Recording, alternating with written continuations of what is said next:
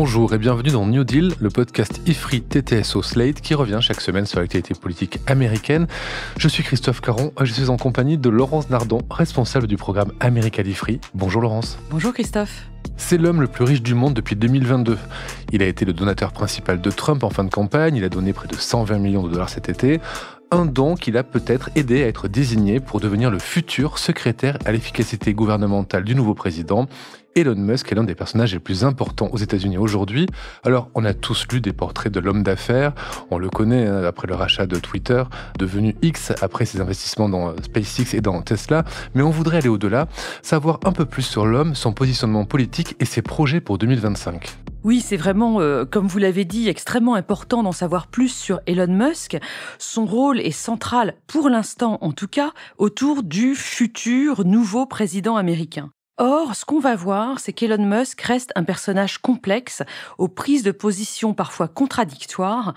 Christophe, on va voir à qui on a affaire avec Elon Musk. Alors commençons par la fin et on va se demander pourquoi Elon Musk a été nommé à ce nouveau poste, un secrétariat à l'efficacité gouvernementale qui n'existait pas jusqu'à présent. Alors on dit secrétariat à l'efficacité gouvernementale en français, mais en américain c'est le DOGE, Department of Government Efficiency, DOGE, une référence un peu trollesque au Dogecoin, une crypto-monnaie qui a été lancée en 2013 pour se moquer du Bitcoin, qui a été largement encouragée sur X et Twitter par Elon Musk, qui a d'ailleurs été accusé de manipuler les cours. Cette référence sert de nom à ce nouveau département qui va aider à réformer profondément l'État américain. Oui, et là, on est clairement dans la veine libertarienne du projet Trump 2, l'idée d'avoir moins d'État avec des licenciements, des restructurations. Donc c'est ce qu'on va voir Elon Musk faire à partir de janvier.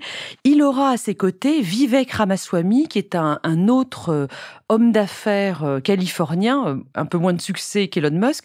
Mais Vivek Ramaswamy s'est quand même présenté aux primaires républicaines en 2024, sans succès, puisque, comme vous avez suivi, c'est Donald Trump qui a été élu. Mais revenons à Elon Musk, pourquoi l'avoir mis à ce poste-là ? Rappelez-vous que lorsqu'Elon Musk a racheté Twitter en octobre 2022, il a commencé par virer les dirigeants, plus la moitié des employés de la boîte, donc de Twitter, la moitié ou même 80% selon le New York Times.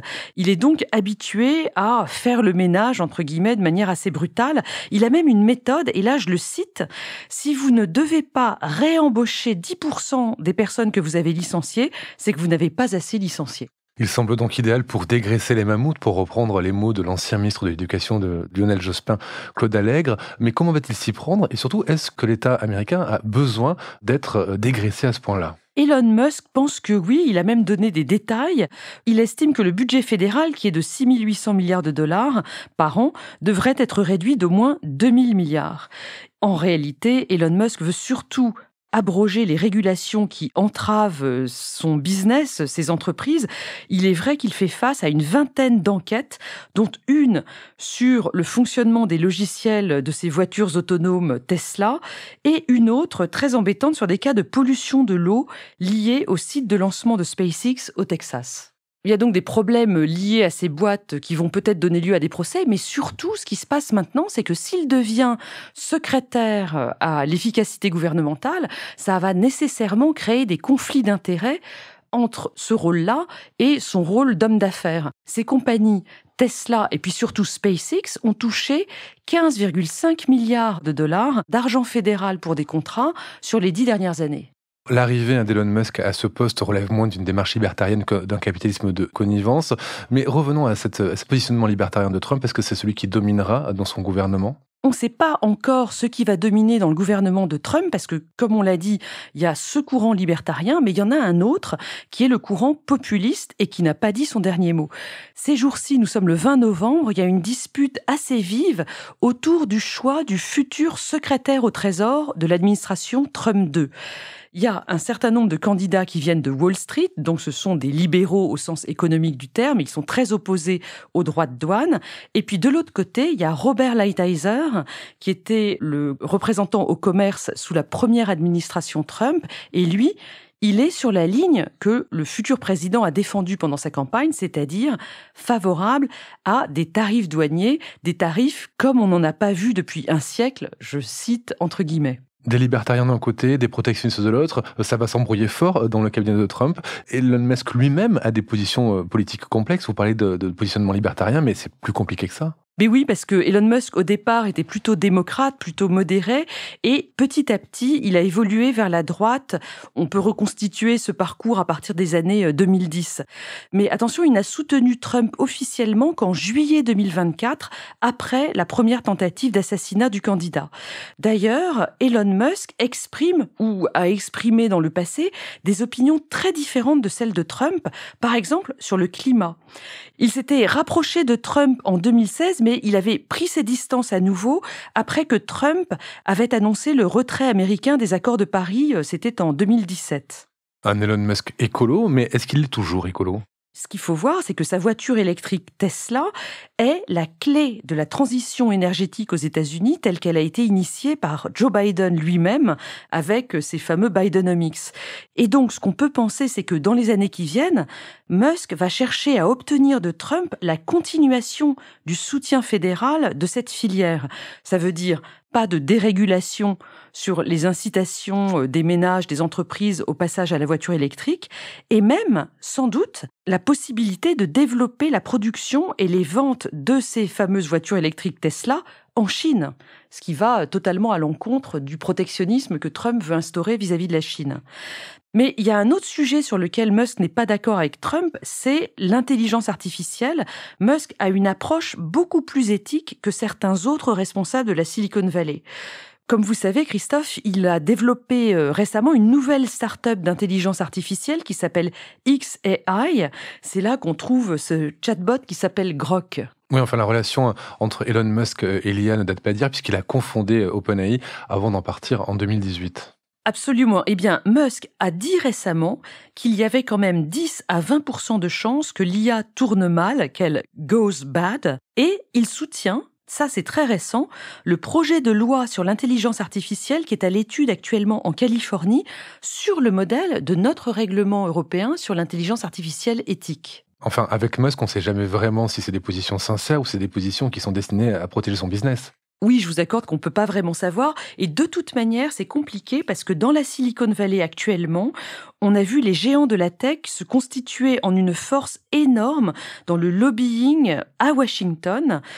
Et c'est vrai que ces lobbyistes ne parlent pas tous d'une seule voix. Alors pour revenir à Trump, sur le climat et sur le numérique, il semble avoir des positions plutôt proches de celles des démocrates. Oui, mais attention, parce que sur d'autres questions, il est à l'inverse très conservateur, et par exemple sur ce qui touche aux questions de dysphorie de genre, les questions trans, où il s'affirme comme tout à fait anti-woke, entre guillemets. Le déclencheur, c'est que l'un de ses 12 enfants a déclaré il y a quelques années sa transidentité, a pris le nom de sa mère. Donc cet enfant s'appelle Vivian Jenna Wilson, elle a 20 ans. Musk explique que c'est cet événement familial qui a fait de lui un conservateur. Ce qu'il faut savoir quand même, c'est que le sujet des trans est aujourd'hui brûlant aux États-Unis, beaucoup plus qu'en France, et ça a été un thème de campagne extrêmement efficace pour les républicains. Dans les dernières semaines de la campagne, ils ont financé pour 30 millions de dollars de pubs radio-télévisées, reprenant des propos de Kamala Harris qui dataient de 2019, dans lesquels elle affirmait être favorable au traitement de réaffirmation de genre pour les prisonniers, payés évidemment par le contribuable américain. Et ces pubs ont été extrêmement nocives pour elle dans la fin de la campagne. Alors à propos justement de ces messages, de ces pubs dans la campagne, Musk a lui aussi été très actif sur son réseau X. Oui, alors immédiatement après le rachat en 2022, Musk a changé le nom, donc de Twitter à X. Il a également changé les algorithmes, le système de modération. Il a rendu son profil à Donald Trump qui avait été banni de la plateforme en janvier 2021. L'objectif pour Musk, il le dit, c'est de faire de X le média central, unique du paysage politique américain. Est-ce que selon vous, ça fonctionne ? Musk a 200 millions d'abonnés et puis surtout les algorithmes mettent ses messages en tête des fils de tous les utilisateurs de X. Donc lui en tout cas, sa visibilité marche à fond et il a toujours une très grande influence. Pour le reste, on peut se poser la question parce que la valeur de l'entreprise s'est véritablement effondrée. Il l'avait acheté 44 milliards de dollars, donc en 2022, et sa valeur actuelle estimée est d'à peine plus de 9 milliards de dollars. Bon, ce sont des estimations parce que les comptes de l'entreprise ne sont pas publics. Mais en tout cas, c'est l'un des business les moins florissants d'Elon Musk à l'heure actuelle. Et puis surtout, la réélection de Trump a déclenché une sorte de migration. Les gens quittent X et pour beaucoup d'entre eux vont se réfugier sur Blue Sky. Oui, effectivement, une nouvelle vague est survenue et Blue Sky a dépassé les 20 millions d'utilisateurs ce mardi 19 novembre. Dernier aspect sur lequel je voudrais vous interroger, Laurence, c'est le rôle possible d'Elon Musk en matière de politique internationale. Ces derniers jours, il a assisté au coup de fil entre Trump et Zelensky et il a même rencontré un officiel iranien. Est-ce qu'il peut jouer un rôle dans les relations internationales entre les États-Unis et le reste du monde ? En effet, il a assisté à ce coup de fil que Trump et Zelensky ont échangé dès le 6 novembre, le jour des résultats de l'élection. On ne sait pas trop ce qu'ils se sont dit, mais Musk, sur la question de l'Ukraine, semble être sur la même ligne que le nouveau président, donc celle d'un retrait des Occidentaux, des Américains en tout cas, de la guerre en Ukraine. Et puis, sur cette histoire de rencontre avec un officiel iranien, ce sont 2 officiels iraniens anonymes qui ont rapporté que Musk avait rencontré l'ambassadeur d'Iran auprès de l'ONU, un monsieur qui s'appelle Amir Sayed Iravani, et ça, c'était lundi 11 novembre. La rencontre aurait duré 1 heure et elle aurait eu pour objectif d'apaiser les tensions entre les 2 pays, ce qui est vraiment tout à fait inédit, surtout pour un conseiller de Trump qui est tellement hostile à l'Iran. Cette rencontre n'a pas été confirmée par l'équipe de transition de Donald Trump. Elle a surtout été démentie catégoriquement par le gouvernement iranien le samedi 16 novembre. Alors, Christophe, moi je ne sais pas si elle a eu lieu ou pas. Ce qui est sûr, c'est qu'un apaisement entre les États-Unis et l'Iran ne ferait pas du tout l'affaire du gouvernement israélien. Elle rendrait même une frappe israélienne sur l'Iran encore plus probable dans les semaines qui viennent pour justement empêcher toute réconciliation entre l'Iran et les États-Unis. On peut donc penser que les officiels iraniens avaient donc intérêt à nier que cette rencontre ait eu lieu. Donc pour finir, ce que je retiens, c'est qu'Elon Musk est un soutien fort pour un certain courant libertarien autour de Trump, mais qu'il n'est pas en politique tout à fait traditionnelle et surtout qu'il est complètement incontrôlable par Trump comme par les autres. Est-ce que vous pensez qu'il va s'entendre longtemps avec Trump et surtout, quelles sont vraiment ses ambitions politiques ? Alors, la première chose à dire, c'est que Elon Musk ne pourrait pas se présenter au présidentiel aux États-Unis parce qu'il est né en Afrique du Sud. Il est citoyen américain depuis 2002 seulement, donc constitutionnellement, il n'a pas le droit de se présenter. Et puis, sur la question de la durée du poste qu'il pourrait avoir aux côtés de Trump, alors là, tout est ouvert. On sait que les 2 hommes sont des mâles alpha, qu'ils sont impulsifs, qu'ils peuvent être relativement agressifs.